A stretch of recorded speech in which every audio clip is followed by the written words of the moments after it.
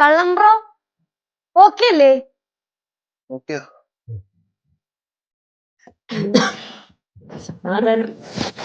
ആരാ എന്നെ തല്ലിയേ? ആരാ തല്ലിയെന്ന്? എന്താ അമ്മൂമ്മേ എന്റെ തല കാണുമ്പോ എന്താ പ്രശ്നം?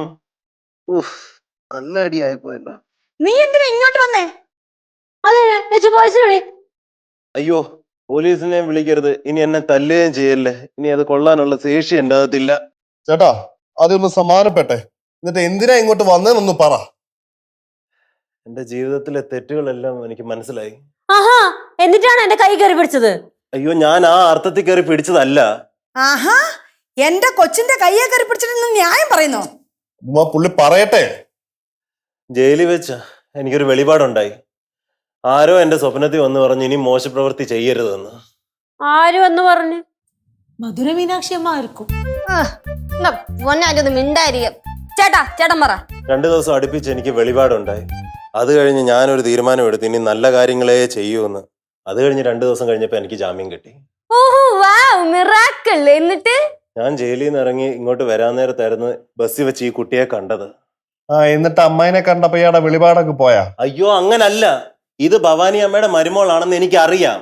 ഭവാനി അമ്മയോട് സോറി പറഞ്ഞേക്ക് കുട്ടി എന്ന് പറയാൻ ഞാൻ അടുത്തേക്ക് ചെന്നതാ. അപ്പൊ ഏതോ ഒരുത്തൻ പുറകെ നിന്ന് പിടിച്ചു തള്ളി. വീഴാൻ പോയപ്പം അറിയാതെ കയ്യെ കയറി പിടിച്ചതാ ഞാൻ.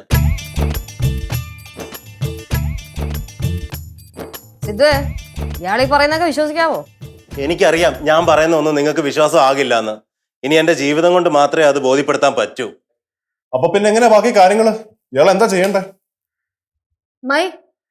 അമ്മൂമ്മ, നിങ്ങൾ തന്നെ ഇയാളുടെ കാര്യത്തിൽ തീരുമാനം പറ. വിട്ടേക്കാം അല്ലേ ഗൗരി? ഇപ്പൊ വിട്ടേക്കാം. പക്ഷെ ഇനി ഇയാളിങ്ങനെ എന്തെങ്കിലും ഒപ്പിക്കുകയാണെങ്കിൽ അപ്പൊ നമുക്ക് നോക്കാം. വളരെ ഉപകാരം. ദൈവം എന്റെ തെറ്റുകളെല്ലാം ക്ഷമിക്കട്ടെ. ഒരു കാര്യം കൂടെ ഉണ്ട്. എന്താ? പെങ്ങളെ, ആ വീഡിയോ ഒന്ന് ഡിലീറ്റ് ചെയ്യാമോ? ഏത് വീഡിയോ? ഞാൻ കയ്യെ കയറി പിടിച്ചതും എനിക്കൊട്ട് അടിച്ച ഒരു വീഡിയോ ഇല്ലേ? ഇനി ആ മാനക്കേടും സഹിക്കാൻ വയ്യ, അതും കൊണ്ടാ. ഞാൻ ഒരു വീഡിയോ എടുത്തിട്ടില്ല അമ്മായി. എടാ, സത്യമായിട്ട് എടുത്തിട്ടില്ല. ഞാൻ അയാൾക്കിട്ട് ഒരെണ്ണം പൊട്ടിച്ച് ബസ്സിൽ നിന്ന് ഇറങ്ങി വന്ന്, അത്രേ ഉള്ളൂ. സുഹൃത്തെ, അമ്മായി ആ വീഡിയോ എടുത്തിട്ടില്ല എന്ന് പറഞ്ഞല്ലോ. ഇനി അഥവാ എടുത്തിട്ടുണ്ടെങ്കിൽ തന്നെ ഇയാളുടെ മുന്നോട്ടുള്ള നടപ്പെങ്ങനെയാണെന്ന് ഞങ്ങളൊന്ന് നോക്കട്ടെ. എന്നിട്ട് ഞങ്ങൾ തീരുമാനിച്ചോളാം ആ വീഡിയോ എന്താ ചെയ്യേണ്ടതെന്ന്. കേട്ടോ? താങ്കളിപ്പോ ചെല്ല്. സോറി അമ്മ, സോറി.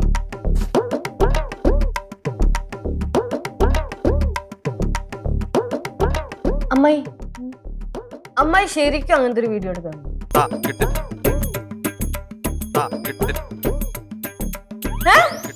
പേടിക്കണ്ട, എടുത്തിട്ടില്ല.